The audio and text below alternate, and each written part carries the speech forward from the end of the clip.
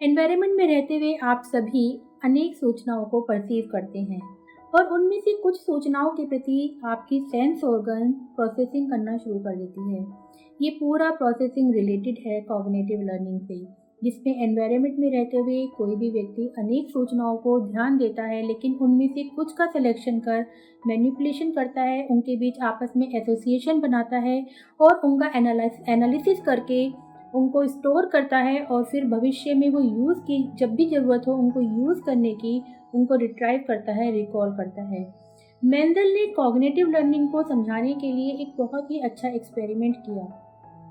उन्होंने 4 वनमानुष लिए और उनको एक फील्ड में छोड़ दिया, जिससे वो उस फील्ड को अच्छी तरह से समझ सकें और उसकी एक-एक जगह को अपने माइंड में बिठा सकें। ऐसा करने के बाद कुछ दिनों के बाद उन्होंने एक वनमानुष को लिया और उस फील्ड में गए और अलग-अलग 16 जगहों पर खाना रख दिया। वनमानुष उन्हें ऐसा करता हुआ देख रहा था।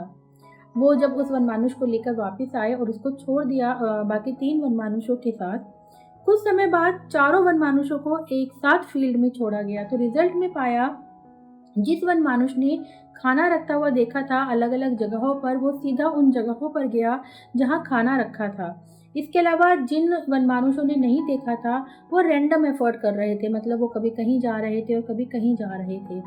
ऐसा इसलिए हुआ क्योंकि पहले वनमानुष ने एक तरह का कॉग्निटिव मैप अपने माइंड में क्रिएट कर लिया था और वो उसी के अकॉर्डिंग अपना व्यवहार कर रहा था। ऐसा भी देखा गया वो ऐसी जगहों पर पहले जाता जो पहली जगह जहाँ उसको खाना मिला है उसके ठीक पास है, मतलब वो दूर की जगह ना जाकर पास वाली जगहों पर सीधा जाकर अपना खाना ढूंढ लेता। ये कॉग्निटिव लर्निंग थी जिसमें वनमानुष ने अपने माइंड में एक कॉग्निटिव मैप को डेवलप कर लिया था। कॉग्निटिव लर्निंग पूरी तरह से उद्दीपक के साथ एसोसिएशन पर निर्भर करती है कि वो एसोसिएशन कितना मजबूत है। कॉग्निटिव लर्निंग के 3 प्रारूप होते हैं: लेटेंट लर्निंग, इनसाइट लर्निंग और ऑब्जर्वेशनल लर्निंग। लेटेंट लर्निंग जिसमें व्यक्ति जो कुछ भी सीख लेता है वो तब तक छिपा रहता है जब तक उसका प्रदर्शन करने के लिए बिल्कुल ठीक रिक्वायर्ड सिचुएशन न क्रिएट हो जाए। उसी तरह से इनसाइट लर्निंग में व्यक्ति कुछ समस्या का सॉल्यूशन करने का प्रयास करता है और जब वो असफल हो जाता है तो वो छोड़ देता है कुछ समय के लिए उस समस्या का सॉल्यूशन, लेकिन माइंड में लगातार उसका प्रयास साइलेंटली चलता रहता है। हमारा सबकॉन्शियस माइंड लगातार उसके लिए प्रयास करता रहता है और अचानक से उस समस्या का सॉल्यूशन व्यक्ति के सामने आ जाता है। तीसरा ऑब्जर्वेशनल लर्निंग, जिसमें व्यक्ति दूसरे के देखकर सीखता है, यानी दूसरा कोई व्यवहार कर रहा है उसके व्यवहार को वो ऑब्जर्व कर रहा है, देख रहा है और उसके द्वारा सेम वैसा व्यवहार करना सीख रहा है जैसा दूसरा व्यक्ति कर रहा है।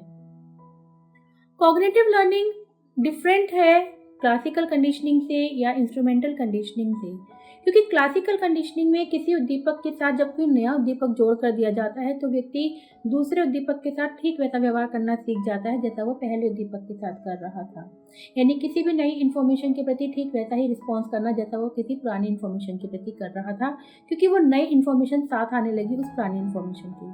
वहीं इंस्ट्रूमेंटल कंडीशनिंग में यदि किसी रिस्पॉन्स के बाद व्यक्ति को रिवॉर्ड दिया जाए तो उस रिस्पॉन्स को करने की जो प्रवृत्ति होती है वो व्यक्ति के अंदर बढ़ जाती है। लेकिन कॉग्निटिव लर्निंग में जितना उद्दीपक से उद्दीपक के बीच स्ट्रॉन्ग एसोसिएशन होगा या इन्फॉर्मेशन के साथ स्ट्रॉन्ग एसोसिएशन होगा, उसकी स्टोरेज कैपेबिलिटी भी उतनी ही होगी और व्यक्ति भविष्य में उसको रिट्राइव भी उतनी ही अच्छी तरह से कर सकेगा। तो इस वीडियो के माध्यम से हमने सीखा कॉग्निटिव लर्निंग प्रोसेसिंग के बारे में।